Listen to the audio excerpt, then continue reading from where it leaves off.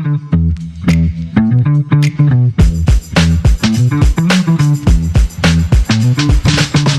here today with two very special guests from the TNB team. I'm so happy to introduce Hector Sanchez, our branch manager from our Mission location, and Rey Garcia, who's our chief credit officer, and he has a lot of our initiatives with our community development initiatives. So thanks, y'all, for joining us today. Oh, thank you for having us. Thanks for having us. Appreciate it. We have a lot to talk about, a lot of important stuff to talk about, but I always like to start the conversation, especially when we talk about community, right? The community of the RGV, it starts with the families, the people who live here. So what are some ways that you can think about, or what are some things that you can say as far as why are the people who live here important to the community? Yeah, and if you think about also just almost even taking a step back, what tends to drive growth in a community, and it first starts with population growth, right? So it's the people piece. Yeah. And so I think about that, and I think about what identifies us, right, as people, and what identifies our community, and especially such a tight-knit community like the Rio Grande Valley, Right. where, we're looking for things like most of us are bicultural, bilingual.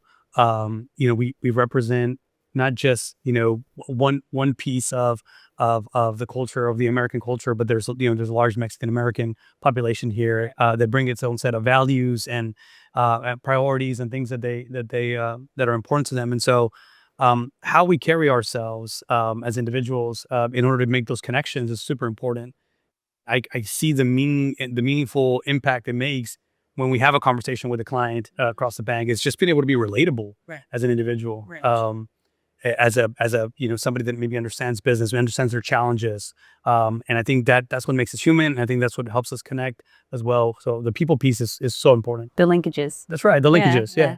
Another important piece of a community is the local businesses. How do those support and how do those help a community thrive? Well, I mean, I would love to talk about this one because from my personal experience serving on a board for a local chamber, Right. I can say that the majority of the other board members are local business owners. Right. So they're investing back into the community, their time and their leadership qualities, Mhm. and they're putting those efforts back into charitable causes, being able to work with other partners for the good of the community, also advocating, right? So when you think about what we're doing for each other as a community, well, we have interests that matter more, let's say, to the Rio Grande Valley than Right. to other parts of the country. So we want to make sure that, let's say we are in Austin or we are making a trip to DC, that we do have individuals that hold those issues to heart, Right. and that they are advocating for us. So Mhm. small businesses also create jobs. I mean, they create jobs for a lot of people. These jobs come from every type of industry, but of course in the Rio Grande Valley, I mean, we have a large restaurant option, right, when it comes to dining. Yeah. So we want to make sure that Those are the best restaurants. yeah, and retail, we're very strong in retail. We've set records nationwide for the amount of retail sales. Mhm. City of McAllen does great. Cities around do just as good as well. And I think that's all attributed to the hospitality of our culture. Right. How we've been able to be not only brought up, but also educated through the educational system that we have to offer. So Right. small business owners create and bring all that full circle Mhm. with their workforce. And how many times are we like, oh, we just got this new business, we Oh, just yeah. got this next Get so restaurant, excited. right? Yeah. And it's funny because it's often because you get these businesses, it also helps drive population growth, right? Because like, okay, I can now live in the valley because now we have Oh, we got this everything. business, Yeah. we got this, we got that, and so it helps provide this variety, right? That I think we all want when we think about our daily interactions with just our needs, right? Whether it's entertainment or food or whatever the case might be. Yeah. And I think another important link, right, to this chain that we're talking about is the schools, the educational institutions. And I mean, we're so lucky to have a university down here, So how does that play an important part in the community and how it thrives? Yeah, and I think I mean, here we are. We're talking. We were talking about where we're coming from. Coming from McAllen Memorial High School. I think for me, education has been sort of the pillar that has allowed us to just be developed and be successful. And it started with that. I think that there's a lot of us that can probably relate to the story, coming from humble beginnings, and just education has sort of been the engine that's allowed us to grow in our professions. And so it's super important for any community, especially ours, to have that sort of foundation, and that it be well structured. So you're right. I think we're incredibly blessed to have such great institutions here with our local university, our high schools, the different ISDs that are represented across the Rio Grande Valley. And I see that, and I think it also goes back to creating jobs, right? I mean, when you think about um, the schools, they're some of the largest employers in our community as Right. well, right? And they take care of one of our biggest, our most meaningful treasures, right? Our kids, our children, and so it's so important because there's so many things that come from having a good foundation. Not only is it jobs, not only is it providing for care for our children during the process, helping them develop, helping them become the next generation, the next community. But then again, helping us promote progress by providing us with the skills, the competencies that are needed to be able to be successful. And that comes in all shapes and forms, right? Because it takes all shapes and forms. Right. So whether it's a vocational school, whether it's a technical school, I mean, it's super impactful, the importance of having a great educational system.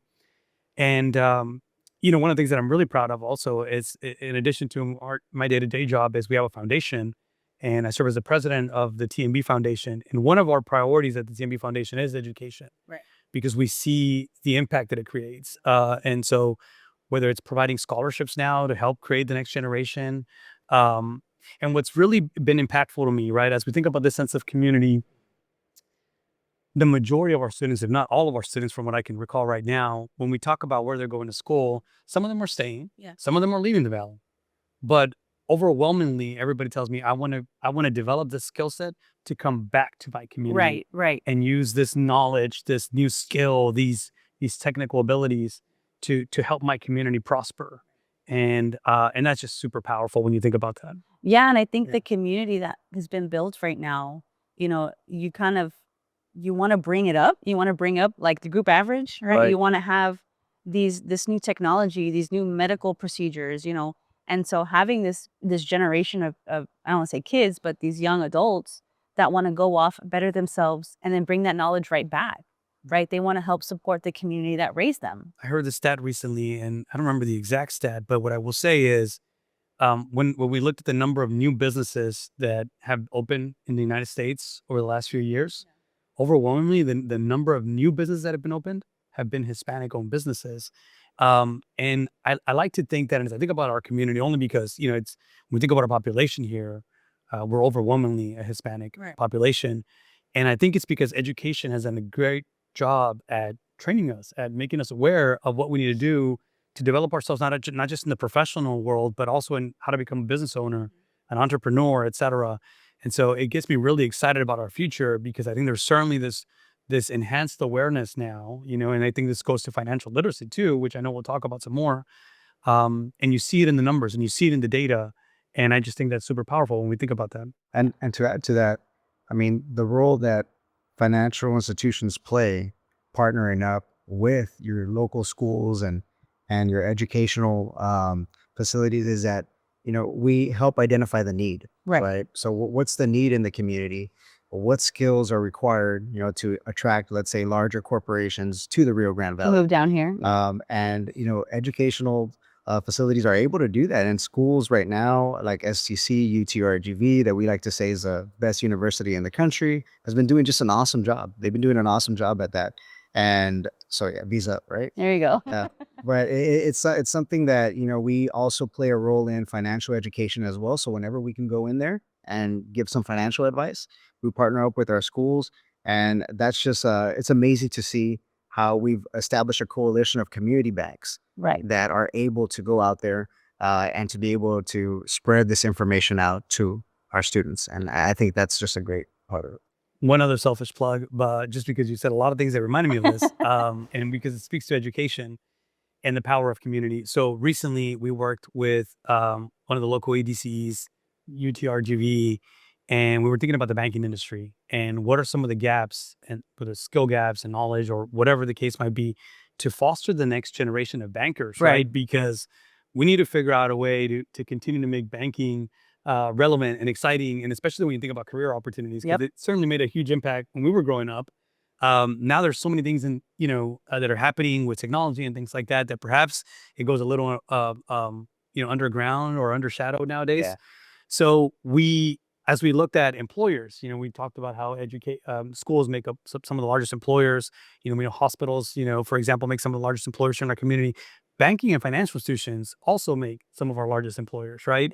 And I have a degree in finance. Finance. You also have a degree in finance, and so I think as we think about the gap between having a degree in finance and accounting to becoming a banker, there's still a skill gap, and it's not Right. a failure on our institutions. It's just that it's such a unique niche sort of type of institution. And so we created this program. It's called the Bank on Int partnership with UTRGV, and it was with the spirit. And it took a coalition of banks, because there's more than one bank represented.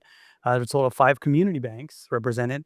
And it took the local university, it took the local EDC, and just the willpower of the community to make this happen.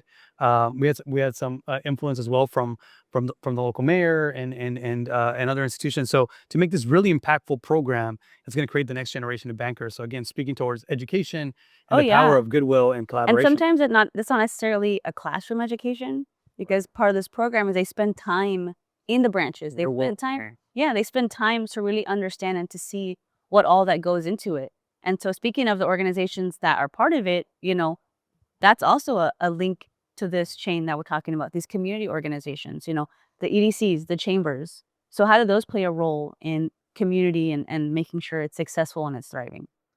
Well, when it comes to your chambers and your EDC, having worked with them very closely, I can tell you that the opportunities that we create for networking, for being able to collaborate with each other, Hmm. it's just it's truly something that we need to appreciate whenever we have these opportunities. Because when a small business owner is, let's say, needing to fill a gap in their business, sometimes the best solution for them is their neighbor, Yeah. right? And every time I go to an event, I tell this to everybody: you're going to meet someone new. Yeah. You're going to meet someone new. Yes, you might see a lot of familiar faces, but that one face that does not look familiar, Yeah. get to know them. Right. Something great is going to happen. The EDCs do play a larger role in being able to acquire new businesses, and they work closely with schools a lot, Mhm. because they're able to emphasize the skill sets that are here in the Valley.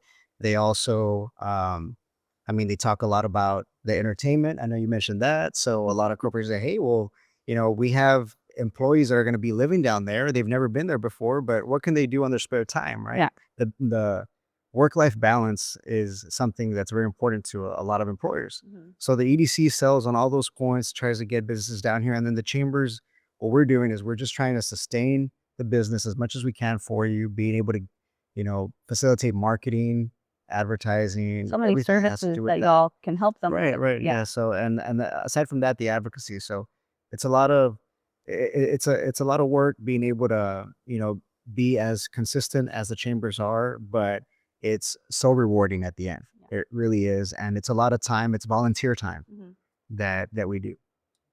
And I think to that point, it is such a network. It is such a community of these local businesses that you have to have somebody who's going to say like, "Hey, I understand your pain points. I understand your challenges that you face, and whether if it is advertising or it is the workforce or it is needing another building, whatever the case may be." But having that person that's not necessarily within your own business fighting for you, advocating for you, I mean, that's such a perfect example of what a community is, right? We're all working together because their success is your success, is my success, is the Valley's success, right? Yeah, it makes me think of just a phone call I had earlier this week, and it was someone from one of the local ADCs, trying to help out somebody who's looking to bring in one of their businesses from Mexico to the Valley. And you just saw the power of collaboration just right there. So in the phone call was a local business owner, a broker, that was going to help, this potential entrepreneur or new business coming to the Valley find the right property. He had a local EDC there, just tell them about, what are some of the attractive areas, what are some potential incentives to get them going. I was in the call as well, just talking about banking, movement of funds, credit needs, things they need to be mindful of, how to set up their, different entity structures, etc. and it was all there, right? And so potentially, and these calls happen all the time, right? And so it's amazing that all this stuff is happening. You have all these key stakeholders coming together to bring business to shape economic progress for our area, and it happens every day. And there's a lot of beauty in that because I think that's what ultimately helps this community thrive.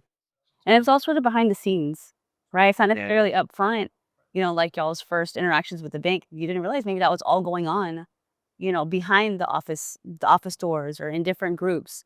And so talking about advocacy, right? We have obviously our local government officials, right? So how do they play a role in making sure that a community thrives? Well, our government officials are providing a proper oversight, right? To just ensure that, to Ray's point earlier, you're talking about piece of land, right? And, is it feasible? Well, they're going to tell you, is it even, in compliance? Are we That taking safety and soundness. right? Yeah. And then you have, of course, your fire departments, police, emergency services. They play such a critical role in the overall well-being of our community. Yeah. That from a government standpoint, they're truly regulating the efficiency of our community. Right. And us as a bank, I mean, we play a large role working hand in hand with them Mhm. to ensure that some of these projects that have to get up and running in order for everything to continue working efficiently, that they're able to get funded, right? And so that's something exciting for us to be a part of. Mhm. Working for a community bank is to see how we are involved with local municipalities on being able to make decisions that are critical to the overall well-being of our community. To making sure it's all running smoothly. Right. Yeah, I had a couple of quick notes. So on the lending side, on the credit side, I mean, we see it all the time, right? It takes city permits. It takes the ability to get certain approvals. And as I reflect back on this initiative that we talked about with UTRGV, really the idea of that and sort of the influence behind that was a local mayor that brings in the authority, that brings in, the support and helps sort of push the agenda forward. And so I'm really grateful for him because I think it all started with his vision and there everything came into play as we brought in all the stakeholders together. But sometimes it takes a little bit of authority, to help out with empowering people and reducing bureaucracy sometimes helps, a little bit too. So I think, anyways, I think there's so many different ways in which government helps and is a critical part. We also want to make sure that, when I think about the banking sector, for example, you want to have a level playing field, right? You want to make sure that it's fair, that it's equitable, and there's government regulations for a reason. Or when we think about how when we finance a project, and I recently had an injury, and it was helpful to have ADA compliant buildings, right, where there's Yeah. elevators and Right. staircases and enough parking spaces. These are all things that are controlled by government and planning and zoning and just the different laws and regulations that, ensure that not only are we following the rules, there's an even playing field, but that it's accessible to people as well. Yeah. And I think there's and just in this conversation and these examples that we've used, I mean, we're hitting on 4 or 5 of these different parts of a community and why it works and it thrives and it succeeds. But I do thank you all for joining us for our community banking editions of our banking friendly podcast. And we hope that you all enjoyed it too. Stay tuned and look out for the next episode.